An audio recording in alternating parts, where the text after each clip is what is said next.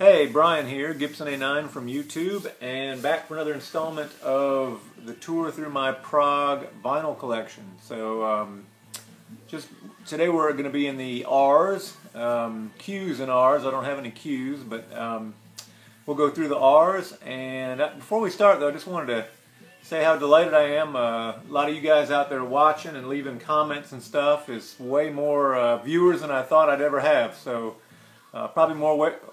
probably way more than I deserve, given the content, but glad some of y'all are really enjoying this. So, you know, for years I've listened to this Prague music just because I like it and it sort of speaks to me, but didn't really know that many people out there also like it, so that's pretty cool to discover you guys from around the globe. So, and you guys, you know, kind of putting me onto some good Prague music. You say, hey, if you like that, you probably like this, or you probably like the other, and it's a great way to discover new stuff. So, anyway, thanks for all the people that have subscribed. I think I'm up to 89 subscribers, which is pretty cool. So, if you like the videos, tell your friends about it. So, anyway, so get going here with the R's.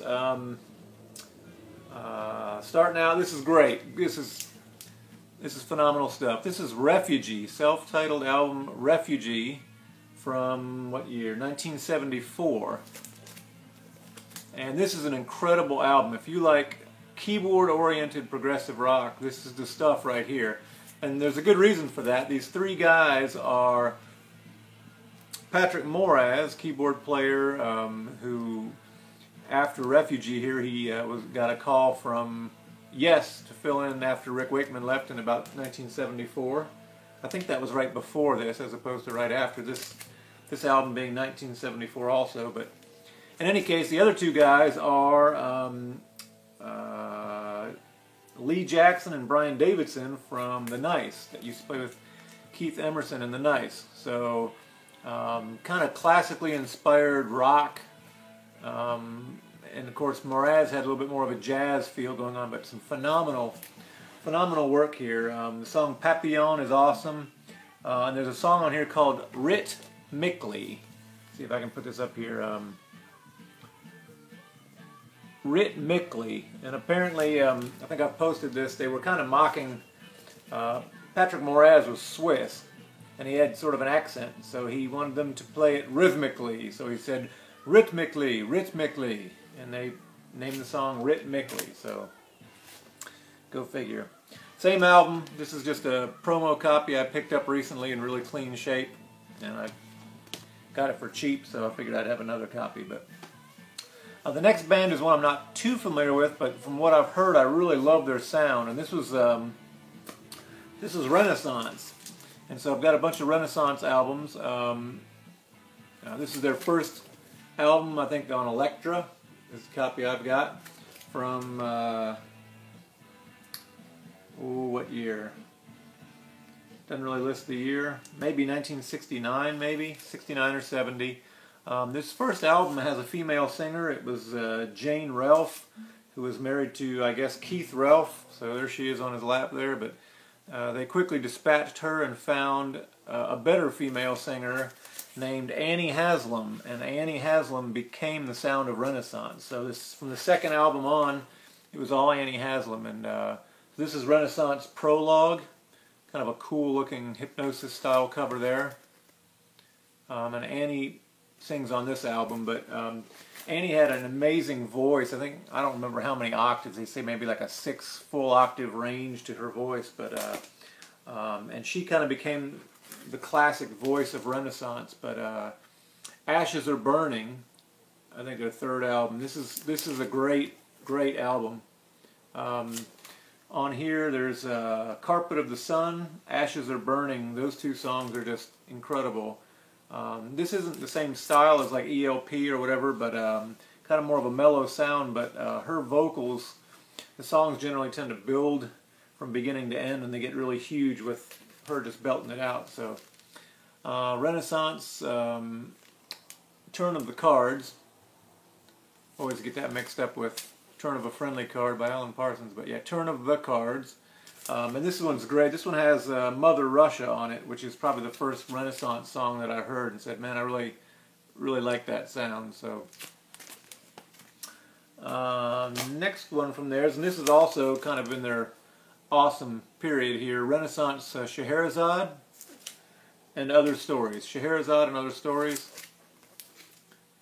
Cool looking cover there. This was from 1975, so this is probably toward the end of their classic period there, but the side 2 in pure prog fashion is one long song with many parts to it, the Song of Scheherazade. This is good right here, good stuff. Their live album, you'll see this a lot around the stores, but Renaissance at Carnegie Hall. Double live set. Kind of a worn copy there, but Prologue, Ocean Gypsy, Carpet of the Sun, Mother Russia, Ashes Are Burning, those are kind of their biggies. But and I picked this one up recently. I haven't really listened to this one yet, but Novella. And this is probably what, 1977, somewhere in there. Yep, 77. Cool gatefold. I think every album ever produced should have been on a gatefold record. You know, they're just thicker, they have a cooler spine on them. I don't know. If it were up to me, they'd all be gatefolds. And there are those of you out there that agree with me, and you know it. Okay, next band. So that was Renaissance, and the one that Matthew Gregory, if you're out there, here you go. This is Rush. Now, I am a big Rush fan, but not as big as some people. So I do not have all the Rush albums yet, which I need to do. So everybody, here you go. Do this. We're gonna close your eyes. Go ahead and do it. You can picture that first Rush album, right? White cover, pink letters, right? Big letter word Rush there on the front with the little black starburst coming out from it. Well, picture it in your head because I don't have it. But I've been looking for a good copy of it, and they're all exorbitantly expensive. So found a copy recently that was reasonably priced, and looked at the album in it, and it was not the right album. So needless to say, I passed on that one. But second album anyway from Rush, and this is another poor condition copy, Fly By Night. Look at how young the guys were there. Oh yeah. Fly By Night, Anthem, By-Tor and the Snow Dog, Rivendell. This was just, I love the older Rush like this. This is great, but terrible copy. It seems like since that Rush documentary came out, Beyond the Lighted Stage, all the young kids have discovered Rush, and the record stores local to me just don't seem to have any Rush in them, any albums at all. And when they do, it's crazy prices. So, Caress of Steel, and this was their oh, I forget what year this was. I guess it doesn't matter. But Bastille Day. I like Lakeside Park. Didax and Narpets. That's a classic. You know, this is obscure Rush, unless you're really a Rush fan. But good, you know, back in their harder phase when they first started out. Live set, their first live set, All the World's a Stage. And some people, there's a big debate about whether they think this is the best live Rush album or Exit Stage Left. I personally prefer Exit Stage Left, but this is a great double live set, and this is a really nice copy of it, so I picked it up. But All the World's a Stage, and probably one of my favorite studio albums that Rush ever did. This is just amazing. 2112 by Rush. Look at their outfits there, you know. I mean, that's hilarious. But 2112 Overture, The Temples of Syrinx, is just amazing. You know, it's almost like hard rock and prog put together. Geddy's voice is just so high that, you know, mere mortals can't sing that high. But and you know, Neil was right in the middle of his phase where he was writing fantasy, you know, sci-fi type lyrics, and what a great combination though. Passage to Bangkok, Twilight Zone, Something for Nothing. That's just amazing. All of these albums I'm looking for better copies of, so if I find some less worn copies, I'll pick those up. I saw this one the other day. I should have picked it up. Here's my buddy Mr. Bonsall that wrote his name on all the albums, so I bought a bunch from them, and from him anyway. But anyway, Farewell to Kings, and probably getting into their most classic era. 2112 all the way through maybe Moving Pictures is just incredible stuff. Farewell to Kings, Xanadu, Closer to the Heart, Cinderella Man, Cygnus X1, Madrigal. That's what's playing in the background right now, actually. So go ahead and leave me a comment. What's your favorite Rush album and why? That would be interesting. But I am a fan of keyboards, obviously. So when Geddy got into his phase where he was doing a lot of keyboards, a lot of people didn't like that. I love that. So Moving Pictures, Subdivisions, I like that stuff. So Hemispheres, awesome album cover there, real classic.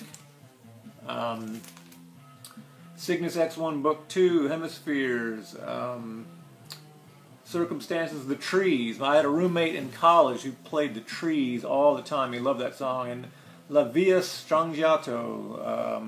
That's just incredible music on here. I'm a huge Rush fan. Stuff can't be beat. For a three-piece band, think about three-piece bands. To me, the three-piece bands that had the best, fullest sound would be Rush. Maybe give a nod to Triumvirate. Emerson, Lake and Palmer, of course, but Triumvirate with a similar ELP sound. And also the second incarnation of UK with Wetton, Jobson, and Bosio. That was an amazing trio as well. But anyway, Permanent Waves. Love Permanent Waves. That's incredible. Spirit of Radio, Free Will, Jacob's Ladder, Entre Nous, Different Strings, and Natural Science. Some of their all-time classics on that album. This is one that came out when I was in high school, so I'm just really partial to this. Moving Pictures. I think the album cover is classic. The music on it's amazing. It's just hard to beat.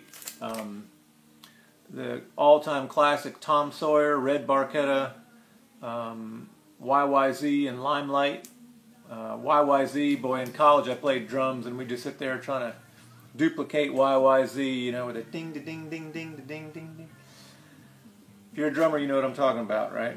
Limelight, I think, is one of the all-time classic songs of all time. It's a perfect song. I mean, there's nothing in there that shouldn't be there. The way that it builds, it's one of my all-time favorite songs. But The Camera Eye, Witch Hunt, and Vital Signs. Vital Signs, the keyboard and that little synthesizer bits are just great. So here's my copy of Exit Stage Left.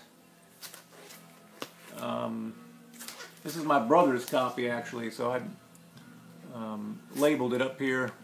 It's David's record, but he got rid of all of his records, didn't want them anymore, and I told him, well, I'd love to take them, but if you ever want them back, I'll label them, and if you get back into vinyl one day, I can easily find them and give them to you. So, thanks, David.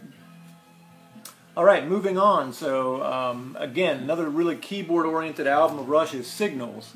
And it seems like this is sort of like a lighter cover, like a thinner cardboard or something on this, but this is a good cover. It's the song Subdivisions, Analog Kid, Chemistry, Digital Man, New World Man, Losing It's a pretty little ballad, but we played this a lot in college. We'd have guys come over and they'd set their synthesizer up and start those chords out for Subdivisions, and love the song Subdivisions.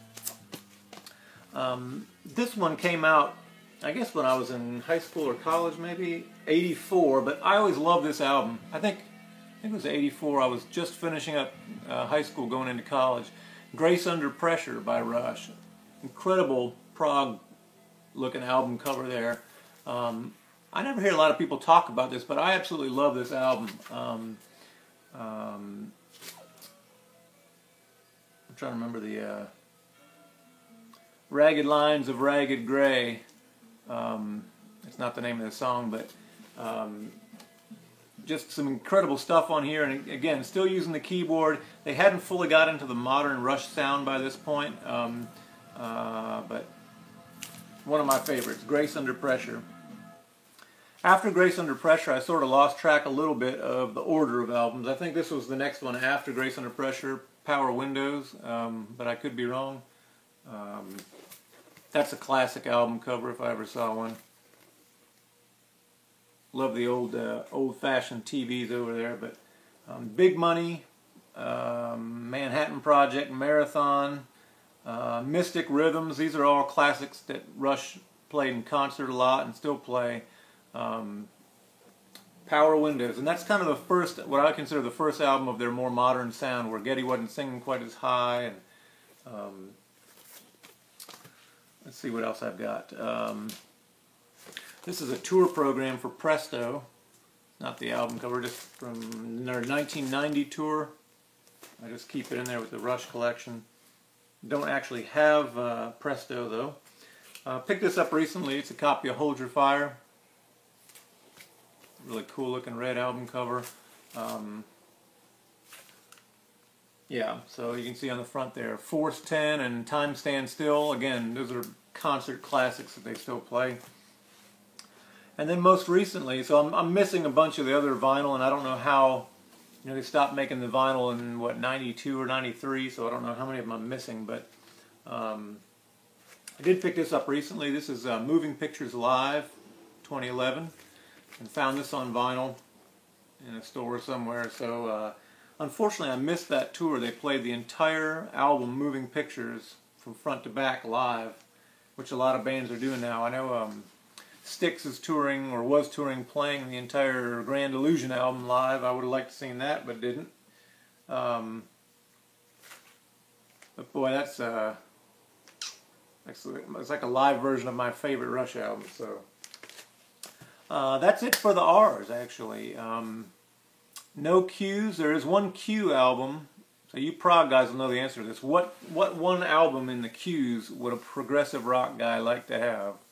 Derek would know because he has it, but it's Quatermass. Quatermass from 1970. That black and white cover looks like it's just black and white. Looks like you're looking up between two buildings with the birds flying by. But that's a prog classic that is very hard to come by. So don't have it.